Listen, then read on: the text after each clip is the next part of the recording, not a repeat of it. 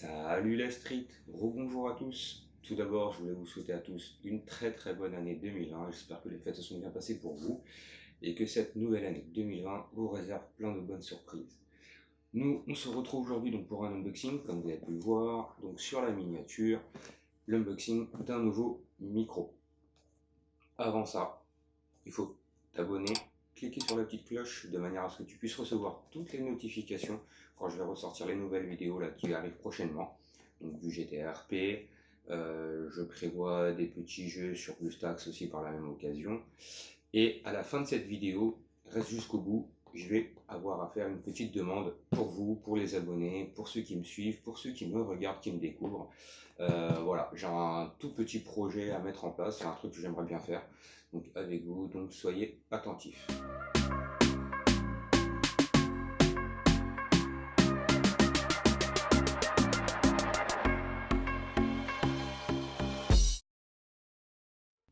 Et tout de suite donc, c'est parti pour ce petit colis.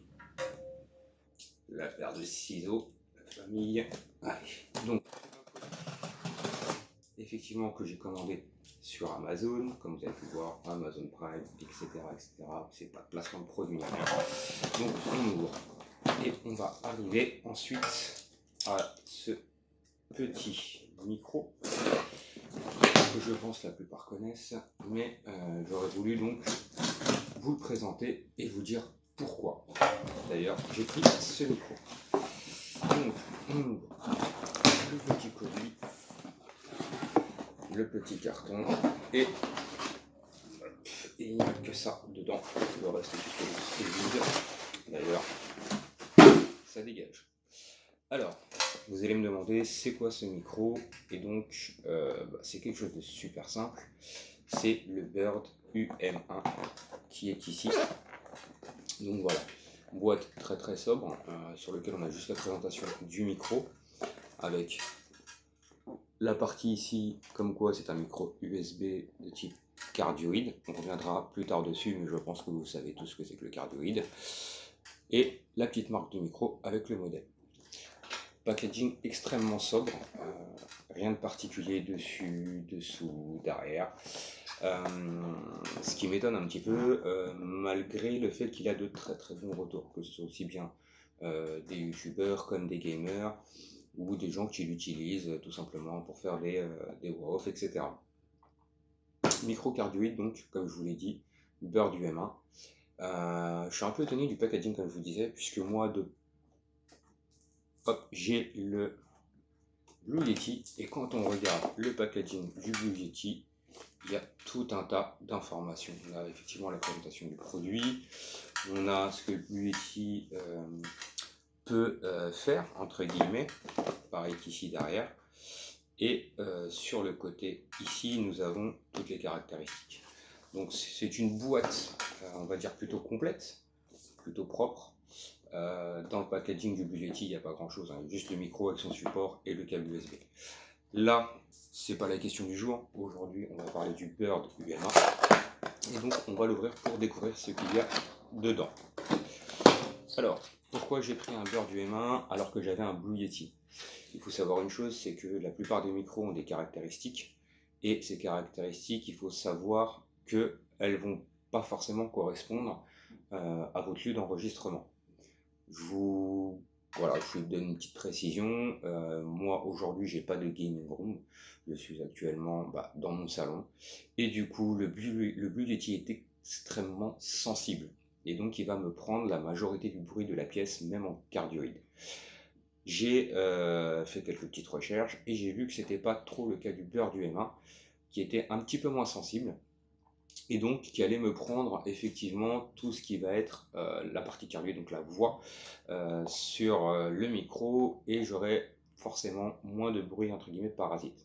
Même avec certains logiciels comme Audacity, Voicemeeter et autres, je n'ai pas réussi à résoudre mon problème de Blue Yeti, sachant que j'avais aussi un autre souci avec le Blue Yeti, c'est que j'avais un bruit de fond, du Larsen. Donc pour ceux qui ne savent pas ce que c'est, je vous invite à aller voir sur Google.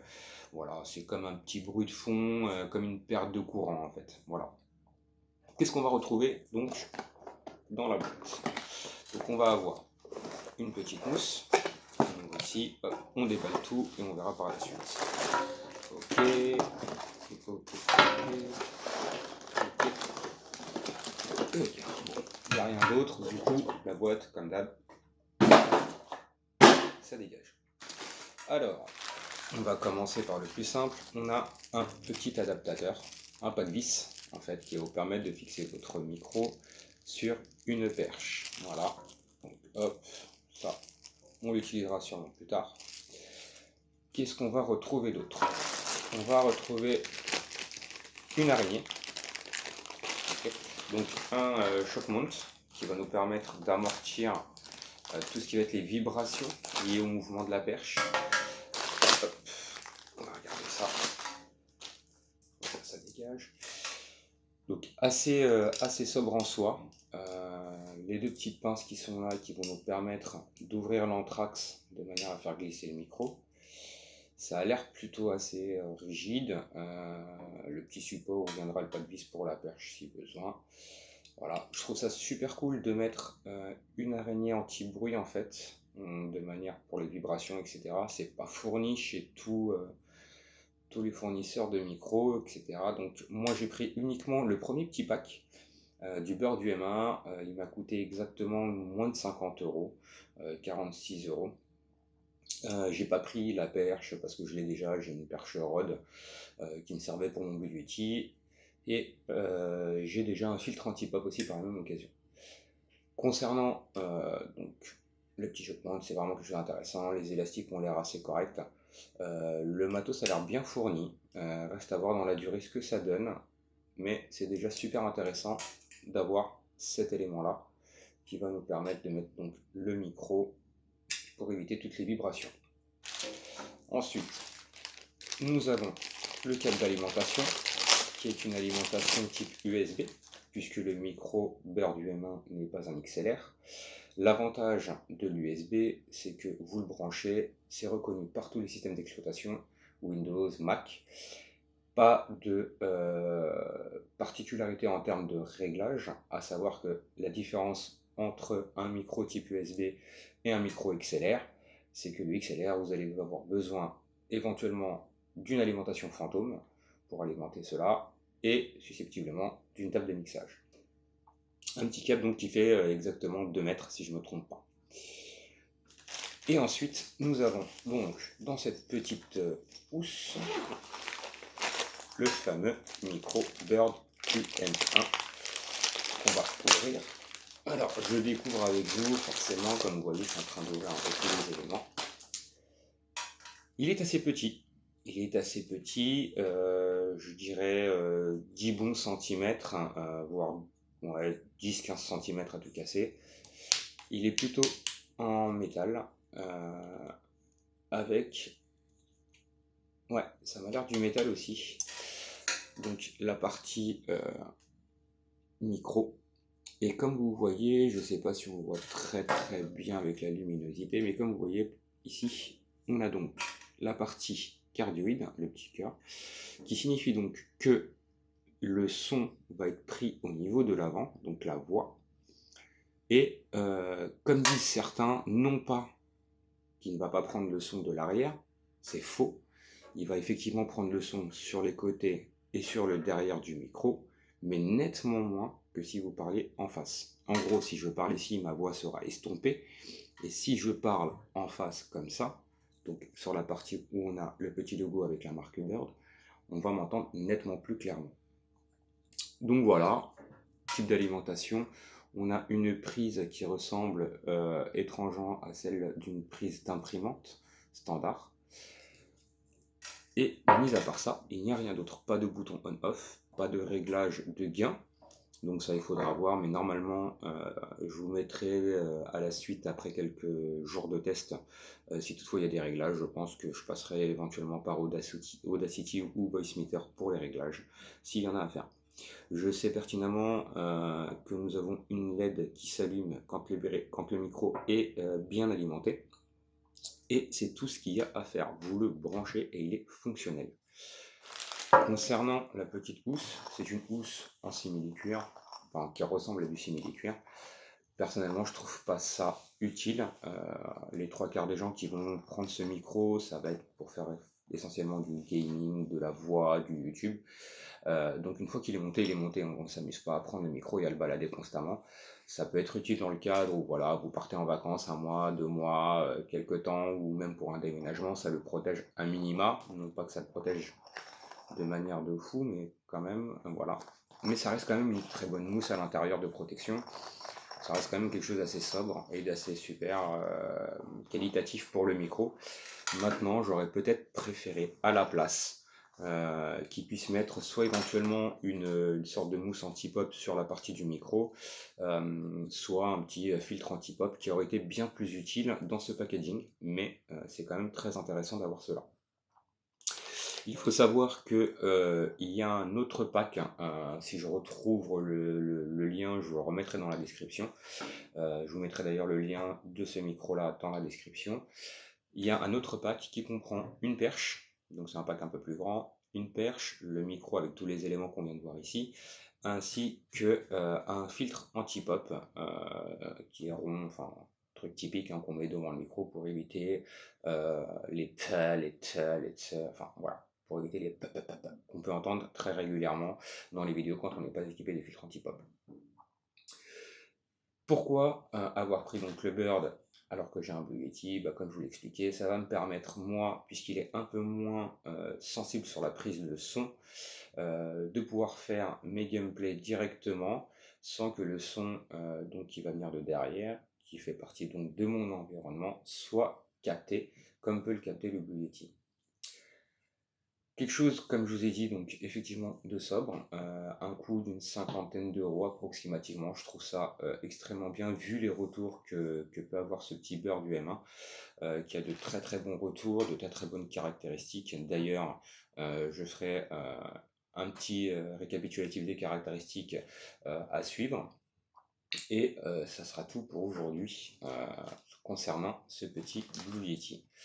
Donc on va le placer sur la petite perche, voilà, qui viendra sûrement chez moi, donc un peu moins mis comme ça, et qui viendra placer vers le bas, car j'ai une perche qui vient en hauteur, et donc ça sera plus pratique pour moi. J'espère que tu as kiffé la vidéo. Si tu as kiffé la vidéo, comme je l'ai dit au départ, tu t'abonnes, tu mets un petit pouce bleu, un petit commentaire si tu as des questions sur le Bird, j'y répondrai assez rapidement, et forcément la petite cloche de notification. On arrive à la fin de la vidéo. Je vous ai dit au tout début que j'avais quelque chose à vous demander. C'est extrêmement simple. Je suis assez fan de YouTube, je regarde pas mal de vidéos, surtout des vidéos gameplay, je suis pas mal de personnes. Je vois beaucoup de YouTubeurs américains qui font du Call of, qui font des best-of d'ailleurs. Et je vois beaucoup de Français comme peut être Zach Nani, Mister EV12, Skyrose, Saxy, qui font des vidéos. Mais moi, j'aimerais plus toucher une communauté un peu moins connue. Je vous invite à m'envoyer vos meilleurs gameplays. Je vais vous mettre dans la description toujours mon adresse mail. Vous m'envoyez vos meilleurs gameplays avec éventuellement de préférence du commentaire. C'est toujours bien d'avoir la réaction des joueurs. Un gameplay, allez, maxi 10 minutes. Vos meilleurs gameplays, des double headshots, des triple feed, des quad feed. Voilà, que je puisse moi, de mon côté, faire des petits montages et faire un best-of français sur du Call of Duty, sur des joueurs, entre guillemets, amateurs, et non pas des professionnels youtubeurs qui font des vidéos où tu vois qui font du 60, 70, 80, 100 kills. Voilà, moi je veux me rapprocher de ma communauté. Je vais être assez réaliste, je suis joueur aussi Call of Duty et j'ai pas d'aussi gros gameplay, mais ça me plaît tout autant de jouer et de prendre du plaisir sur ce jeu-là, comme le fait de faire des vidéos. Ceci dit, donc je vous mets le lien dans la description, ma petite adresse mail, vous m'envoyez vos vidéos, éventuellement par un lien média si possible, et une fois que j'aurai assez de vidéos, je ferai un best-of des meilleurs gameplays de joueurs donc français sur Call of Duty. Je vais aussi lancer d'autres petites vidéos. Là actuellement, je suis en train de me faire kiffer un peu sur mobile, sur les Chevaliers du Zodiaque, pour ceux qui connaissent. Donc je vais bientôt mettre des petits gameplays comme ça, histoire de passer un peu le temps et de vous faire kiffer. Et prochainement aussi ma chaîne Twitch qui arrive. Donc pour tout ce qui va être GTA RP, j'ai comme projet aussi de faire bientôt du one-set, mais bon, ça on en reparlera plus tard. Mais toujours sur du RP et d'autres petits gameplays comme ça. Donc je vous invite à me lâcher tous vos commentaires possibles, tous les petits likes toujours bombardés, c'est toujours cool d'avoir des likes et de voir que les gens apprécient nos vidéos, et pour nous au niveau du référencement, ça nous met un petit peu en avant et ça prouve que notre travail n'est pas fait pour rien. Je vous souhaite une très bonne journée, encore une très bonne année à vous, et puis je reviendrai vers vous pour le test du beurre du M1. Ciao les potos, peace, et surtout, kiffez.